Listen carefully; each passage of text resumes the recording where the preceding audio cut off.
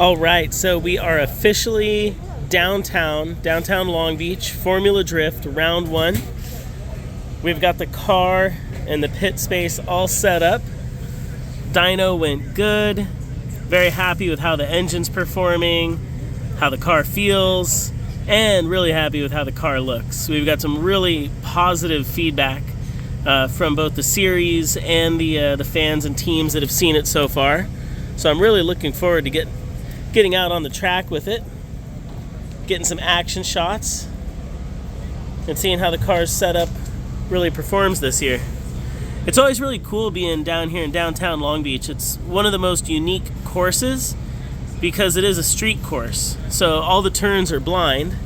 You really can't see where you're going. It's just a tunnel of concrete as you go down towards turn one, into the sweeper, under the bridge.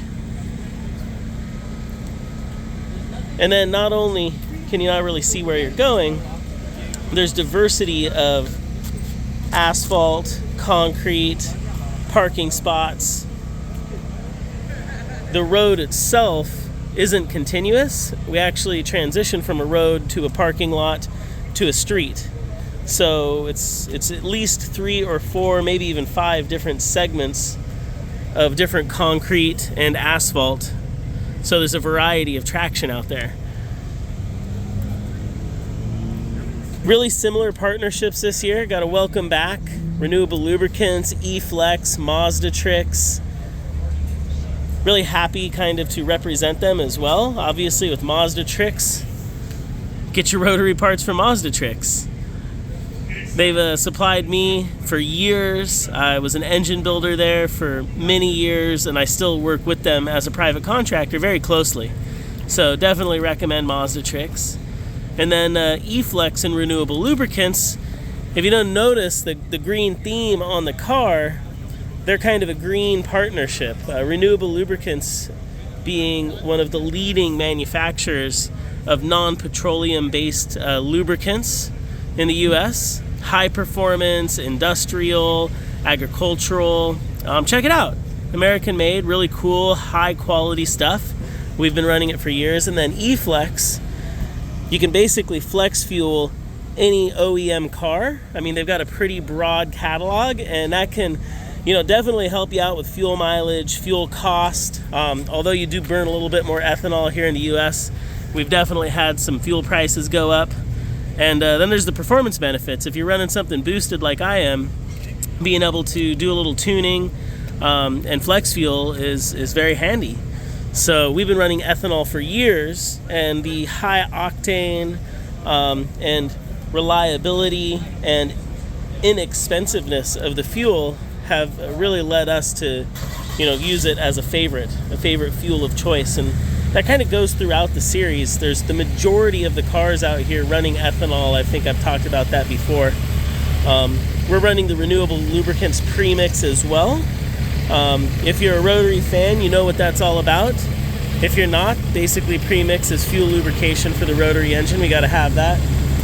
Somebody's dieseling right here next to me, but it's all right. I don't think they're going to hit the ride. They might actually be giving it some cool lighting. Some nice lighting. We got the new wheels, the new wheel package to go with our Vitors. 18 by 10s in the back, 18 by 9s in the front.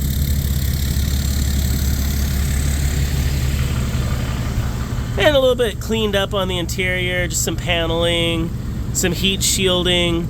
It gets hot in there. Rotaries generate a lot of heat, although we are exhaust wrapped. We ended up adding heat shielding on both the interior foot paneling as well as some of the undercar area.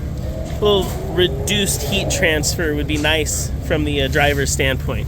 Did we get everything? So really happy to be back down here in downtown Long Beach.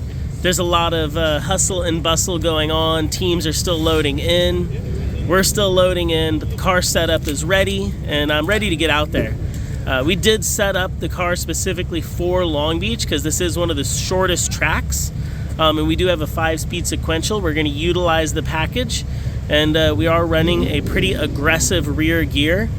What's the rear gear? Is it like a 5? I think it's a 5.5. which is pretty aggressive. So we should be able to utilize fifth gear in a short run up down the back straightaway. You know, trying to utilize the RPM of the rotary engine, unlike some of the bigger displacement V8s out here, where they can stretch out a gear, similar to a motorcycle or a road race car where you've got a very close ratio box. That's how we've set up our sequential. With the Winters quick change, we can dial in our rear end gear, and so we've kind of set up our optimum speed through the course based on a fifth gear package. So just some interesting stuff about how the cars get set up. You know, basically gearing to the track, alignment to the track, tire pressures to the track. We may not change the horsepower, you know, rain or shine. I like to leave the boost up, kind of leave the horsepower alone, but the actual track configuration can dictate a lot of the suspension setup. So we do play with suspension setups. At this particular track, we don't really run any stagger because we do have rights and lefts and it is a flat track. But at some of the bank tracks, we do run staggered configurations, a lot like you'd see in a NASCAR or a circle track car, or in a situation where a car or some type of performance vehicle has to do more turns in one direction than the other. So, but at this track, it's a pretty neutral setup. We got to do rights and lefts. We've got some toe in the back, help the back end dig in. A little toe out in the front, help the car dive in on steering input. And then with the WiseFab front setup, the RX8 is actually originally designed as a lead front hub design, but the WiseFab setup changes it to a trail front hub design, along with all the adjustability in the front and the back. The orientation of hub placement changes, and the height placement, so it is a drop knuckle as well. But that gives a particular feeling, so when you're drifting, you're not inducing nearly as much scrub radius in the front, and you are able to get the car to basically step out easier and stay out. Most front wheel drive cars are actually designed with lead, and it's just a safer setup when it comes to like road driving. But we're not road driving, we're drifting. So when it comes to the WiseFab or a lot of drift setups, that center line hub placement gets shifted back, which can act a lot like a caster as well. And sometimes we'll reduce caster and move the hub placement back so you still get steering return. So just interesting steering geometry that occurs in professional drifting. So I hope everybody enjoys the little bit of technical tidbits we just talked about, and the walk around on the completed 2024 Formula Drift RX8. And if you've made it this long in the video, I really appreciate it. I'll kind of do a walk around and give shout out to all the partners and sponsors who've made it happen, because it is a massive effort every year to make it happen. Precision Turbo, absolutely killing it from the boost side. Vitor Tires, Exity, one of my longest running partners, and just their clutches are amazing. This particular year, we're running a triple disc ceramic metallic setup. Last year we basically ran one setup all year long, and that's really impressive when you think about the abuse that these cars go through. Uh-oh, we got startups happening. Could happen at any moment, more of it. So if you can still hear me, we got NRG, which takes care of all of our interior safety equipment. Fantastic, trust me, I've tested it.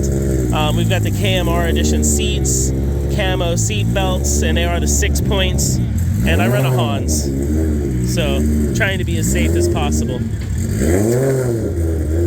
Kind of step over here, block some noise.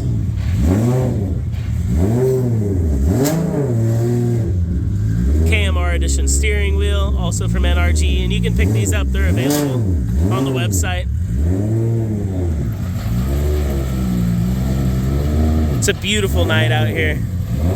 I don't mind the race car noise. They're just my buddies. Alright, so talking about the NRG setup, nice, safe steering wheel